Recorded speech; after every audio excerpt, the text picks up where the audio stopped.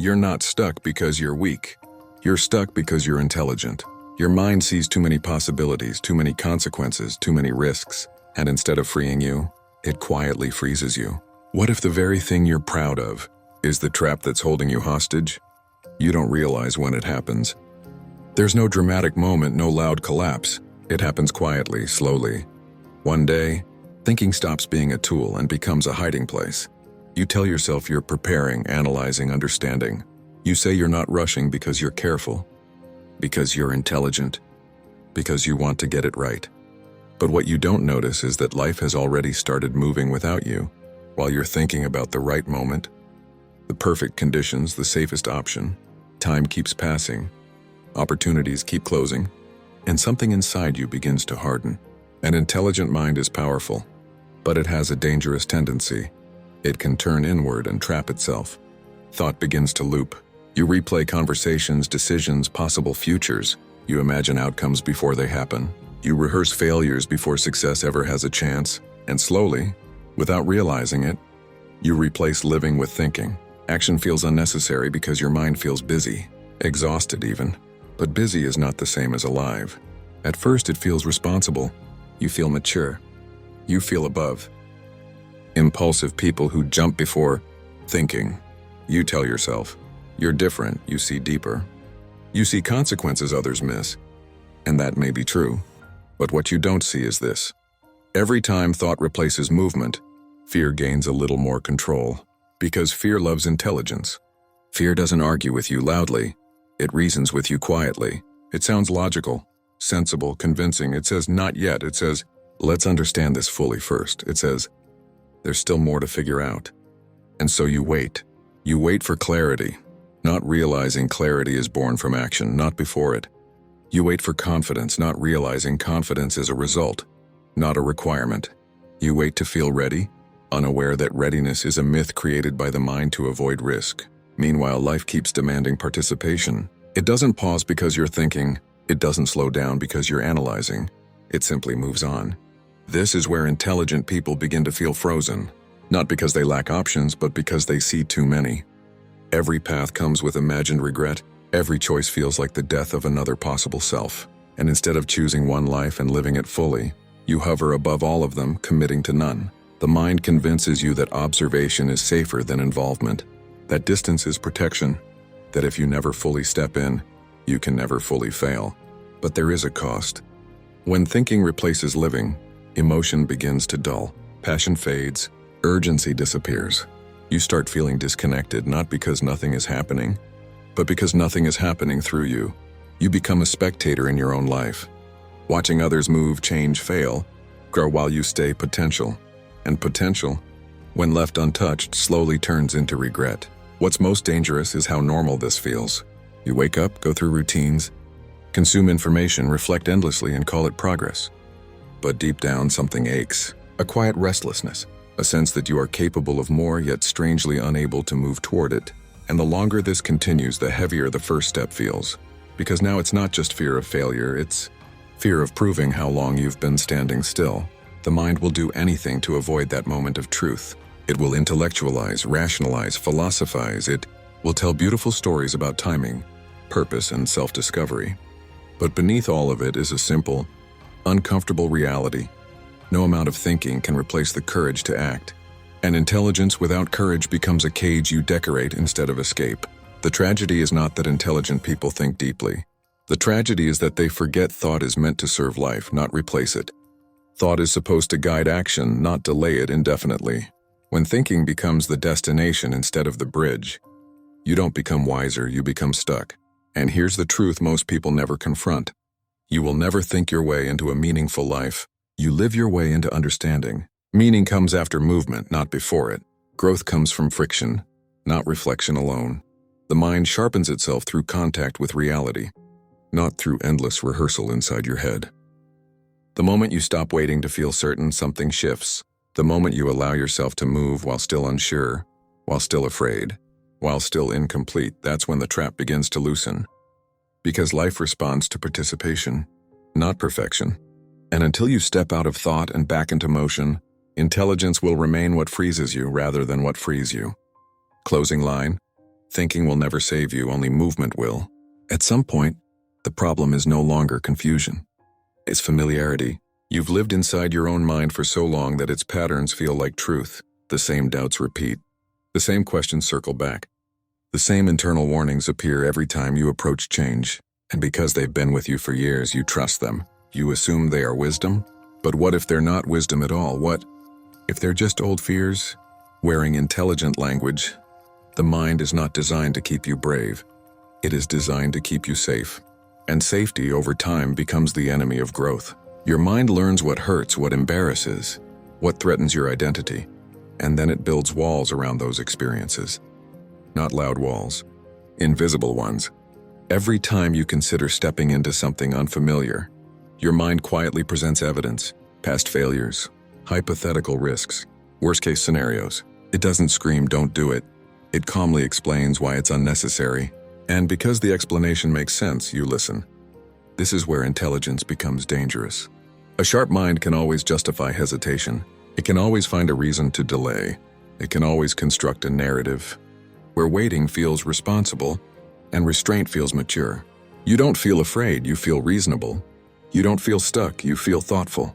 But under that calm surface, fear is still in control. It has just learned how to speak your language.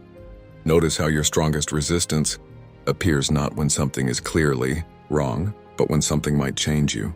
The moment growth demands a new version of you, your mind steps in to protect the old one.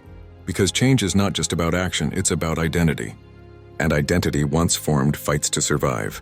You're not just afraid of failing, you're afraid of becoming someone you don't recognize, someone who can't hide behind thinking anymore, someone who must take responsibility not only for mistakes, but for possibilities. Because once you act, you can no longer pretend you didn't know. You can no longer tell yourself, "I could have, if I wanted to." Action removes excuses, and that is terrifying to a mind that has survived by postponing. So instead, you perfect your explanations. You tell yourself you're not ready, that circumstances aren't right, that you need more time, more clarity, more certainty. But what you're really protecting is your self-image, the version of you that feels intelligent because it understands, even if it doesn't move. And slowly this becomes your prison. You start identifying with insight rather than impact. You feel accomplished for realizing truths you never apply. You feel progress from awareness alone. But awareness without action becomes a kind of emotional sedation. It keeps you calm while life passes. It gives you the feeling of depth without the discomfort of transformation. Here's the uncomfortable realization. The mind will always choose familiarity over fulfillment, even if familiarity hurts, even if it feels empty. Because emptiness is predictable, growth is not. That's why intelligent people often stay frozen longer than others. They see too clearly what could go wrong. They imagine consequences before courage arrives, and they mistake caution for wisdom. But wisdom is not the absence of risk, it is the understanding of what stagnation costs. Every year you delay, the fear grows stronger, not weaker. Because now it has evidence. "See," it says, "you survived without changing." And survival becomes the standard instead of fulfillment. You begin to measure life by comfort instead of meaning. But something inside you knows this isn't enough. That quiet dissatisfaction isn't depression, it's untapped life. It's the part of you that was meant to act, to risk, to grow restless when confined. And the more you ignore it, the louder it becomes. The truth is, your mind isn't betraying you out of cruelty. It's doing what it was trained to do.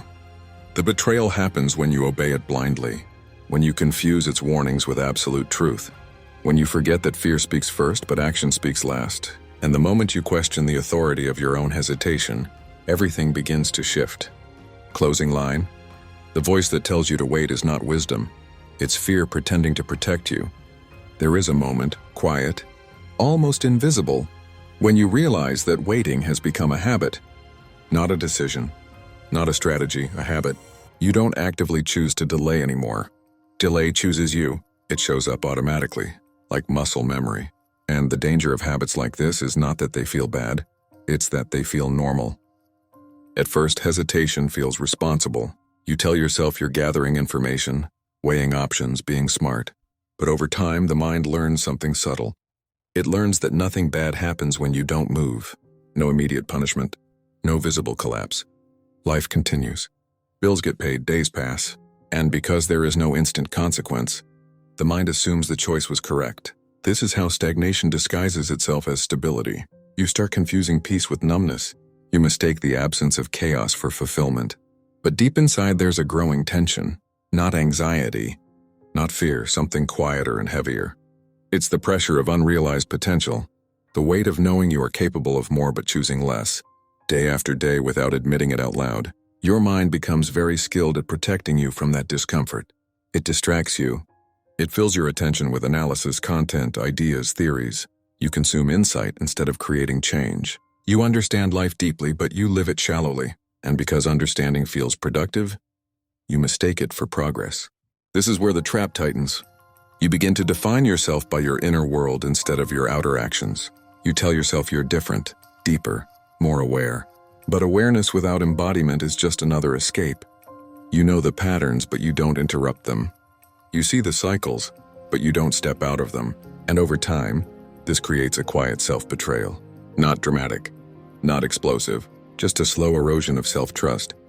Every time you don't act on what you know, a small part of you stops believing in you.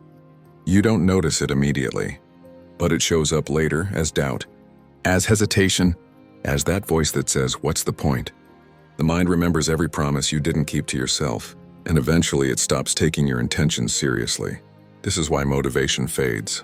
This is why clarity alone doesn't move you anymore. Because motivation is built on self-trust, and self-trust is built on follow-through. When action disappears, confidence follows it. The most dangerous part is that this doesn't feel like fear. It feels like realism. You become proud of your restraint. You wear your hesitation like maturity. You say things like, "I'm just being practical," or "Now's not the right time." But deep down, you know the truth. There will never be a perfect moment that doesn't threaten the version of you that feels safe. Growth always demands a cost. Not just effort, but identity. It asks you to release the comfort of who you've been. And the mind resists this more than failure itself. Because failure hurts the ego, but change threatens its existence. So you circle the same ideas. You revisit the same plans. You imagine different futures without committing to any, and slowly imagination replaces action. Possibility replaces reality. You live in potential because it feels infinite, and infinity requires no responsibility. But here's what no one tells you. Potential is not power unless it is used. Unused potential doesn't stay neutral. It turns inward. It becomes frustration, regret, resentment toward yourself, and, eventually, toward others who dare to move. That's why seeing someone else succeed can feel uncomfortable, not because they're wrong, but because they remind you of what you postponed. Their action exposes your delay, and instead of letting that awaken you, the mind protects itself again. It criticizes. It minimizes. It says they got lucky or that won't last. Anything to avoid the mirror. But the mirror doesn't go away. It waits quietly, patiently, and one day, it asks a question your mind can't answer away anymore. How long are you going to keep living like this? That question is not meant to shame you. It's meant to wake you. Because the moment you stop romanticizing hesitation and start recognizing it as fear in disguise, the trap begins to loosen. At some point, the problem is no longer confusion. It's familiarity. You know your patterns so well that they feel like part of your personality. You tell yourself, "This is just how I am," without realizing how dangerous that sentence is. Because once behavior becomes identity, change starts to feel like self-destruction. At some point, the problem is no longer confusion. It's familiarity. You know your patterns so well that they feel like part of your personality.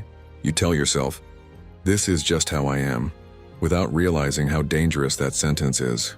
Because once behavior becomes identity, change starts to feel like self-destruction. The mind prefers consistency over happiness. It would rather keep you miserable in a known way than free in an unfamiliar one. That's why you return to the same thoughts, the same routines, the same emotional states even when you know they're limiting you. Familiar pain feels safer than unfamiliar growth. And here's the truth most people avoid. You are not stuck because you can't move. You are stuck because moving would expose you. It would reveal whether you are as capable as you believe. As long as you stay where you are, your potential remains untouched and therefore unquestioned. This is where intelligence becomes a liability.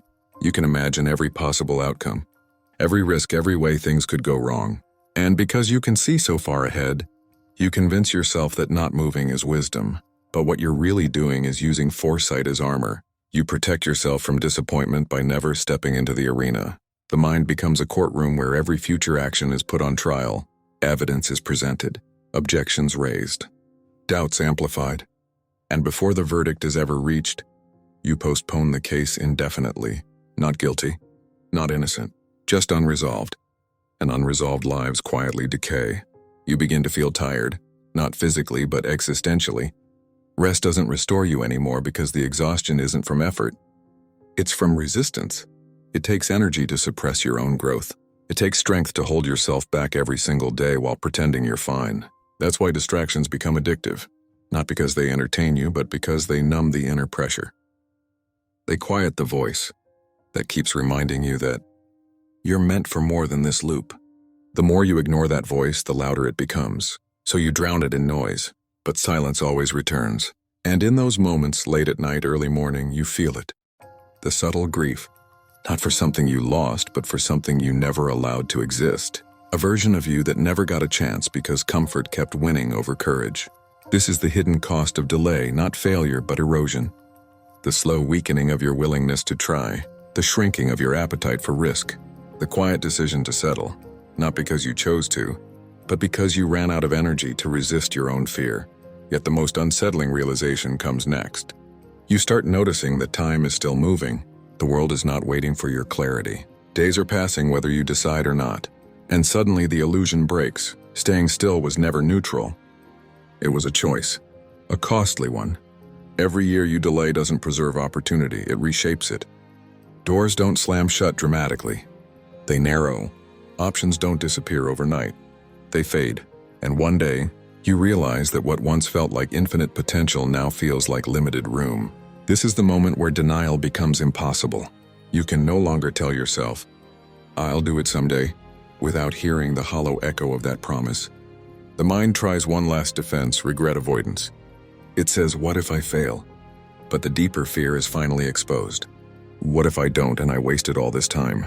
That question burns because it's honest. And honesty is the beginning of movement. At this stage, something subtle but dangerous happens. You begin to confuse awareness with progress. You tell yourself that because you understand your patterns, you are already evolving. But insight without movement is not growth. It's stagnation with better vocabulary. You can explain yourself perfectly. You know where your fear comes from. You can trace it back to childhood moments, past failures, unspoken expectations. You can name every shadow inside you, and yet nothing changes. This is the trap very few talk about. Self-knowledge becomes a substitute for action. It feels productive. It feels deep. It feels intelligent. But it keeps you exactly where you are. Because knowing why you are afraid does not dissolve fear. Knowing why you avoid does not make you brave. Understanding your wounds does not heal them. Only confrontation does. Only movement does. And movement is what you keep postponing. You wait for certainty, for confidence, for the right mood, for the right sign. But those things never arrive before action. They are created by it. You've reversed the order and your mind knows it even if you don't admit it. That's why there's an underlying tension inside you. A quiet frustration. You feel intelligent but ineffective, capable but restrained, awake but unmoving. It's a painful contradiction, to see clearly and still not act. So the mind creates a story to protect itself. It says, "I'm still preparing. I just need more clarity. I'm waiting for the right time." But preparation without execution becomes procrastination dressed as wisdom. And time does not reward hesitation. It exposes it. The longer you stay here, the more your standards drop, not consciously but emotionally. You start adjusting your dreams to fit your comfort, instead of expanding your comfort to meet your dreams. You convince yourself you didn't want certain things anyway. This isn't acceptance. It's retreat. And here's the most uncomfortable truth.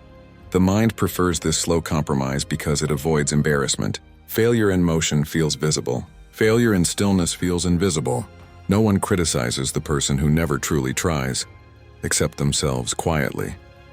So you become both the prisoner and the guard. You watch others move forward and tell yourself you're different, smarter, more complex, more cautious. But beneath that narrative is a deeper fear that if they can move with less awareness, what does that say about you? This thought threatens your identity. You've built your sense of self around being thoughtful, perceptive, deep. Taking raw action, messy, uncertain, imperfect, feels beneath that image. So you stay thinking, planning, analyzing. But life does not respond to thoughts. It responds to behavior. And slowly, painfully, you begin to notice that the world rewards momentum, not intelligence. Courage, not clarity. Participation, not preparation. This realization hurts because it strips away your last excuse. You were never waiting for understanding. You were waiting for permission. Permission to fail. Permission to be wrong. Permission to be seen trying. And no one is coming to give it to you. The moment you realize this, the trap starts to crack. Not because fear disappears, but because you finally see that fear was never the enemy. Avoidance was. Fear can coexist with movement. Avoidance cannot. There comes a moment, quiet, almost invisible, when the mind realizes it can no longer protect you from the truth. Not because you lack potential, not because the world is unfair, but because you have outgrown your own excuses. This moment does not arrive with drama. It arrives with exhaustion. You grow tired of explaining yourself, tired of rehearsing futures you never enter, because staying the same means repeating the same thoughts, the same days, the same quiet disappointments. It means watching time pass with full awareness and no participation. It means carrying the burden of unused ability, a weight heavier than failure. Failure at least moves you forward, so you don't wait for motivation anymore. You understand something crucial. Motivation follows motion, not the other way around. You act while uncertain. You speak while nervous. You begin while unprepared, not recklessly but honestly. And this is where the intelligent mind finally matures. It stops trying to predict life and starts engaging with it. It stops hiding behind analysis and starts learning through experience. It accepts that growth is not clean, not controlled, not dignified. Growth is disruptive. The moment you take that first imperfect step, something changes internally. The mind protests, but it also adapts. Fear remains, but it loses authority. You realize you were never frozen. You were just waiting for yourself to choose movement over safety.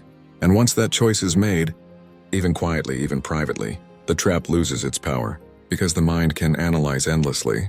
But life only opens to those who step forward. Final closing line, leave silence after this. You don't need a better mind. You need the courage to move before it feels safe. The life you want does not require more insight. It requires a decision you've been avoiding.